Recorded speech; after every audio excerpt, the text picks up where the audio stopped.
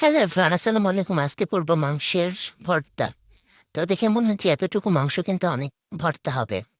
এই যে মাংসটাকে কিমা কিমা করে নিয়েছি।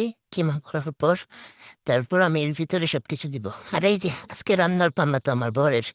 সে রান্না করছে, উচ্ছে ভাজা করছে, এদিকে ডিম সিদ্ধ, ওইদিকে কি দিয়েছে কি জানি। এই তো, তারপর সেই রান্না করছে, সে হাই হ্যালো দিচ্ছে, আবার রান্নাও করছে। এই তো গরমে ওর অবস্থা খারাপ। তো ওই মাংসগুলোর ভিতরে পেঁয়াজ, রসুন, আদা অনেকগুলা করে দিতে হবে। তো পেঁয়াজটা একটু বেশি দেওয়া লাগবে। শুকনা ঝাল দিতে হবে। শুকনা ঝাল দেওয়ার পর আর কিছু না দিলেও চলবে। লবণ আর হালকা একটু হলুদ দিলে হয়ে যাবে। তো ওগুলো দিয়ে সিদ্ধ করে নিতে হবে। সিদ্ধ করার পর ভাজা ভাজা করে নিতে হবে।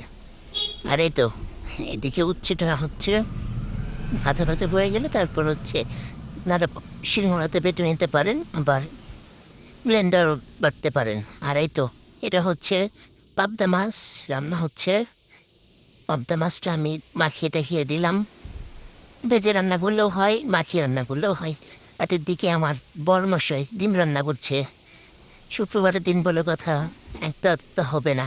এই যে সে গরমে অবস্থা খারাপ। আবার কি যেন বলছিল এখানে, আমি মনে নাই। আর এই যে মাংসটা ভাজা ভাজা হচ্ছিল, ভাজা ভাজা না হওয়া পর্যন্ত নামানো যাবে না। আর এদিকে ডিমটা আমার হয়ে এসেছে, মশলা টশলা কষিয়ে দিয়ে দিব, তাহলে হয়ে যাবে। আর ওদিকে মাছ ভাজা হচ্ছে। তো শুক্রবারের দিন এটুকু তো লাগবেই।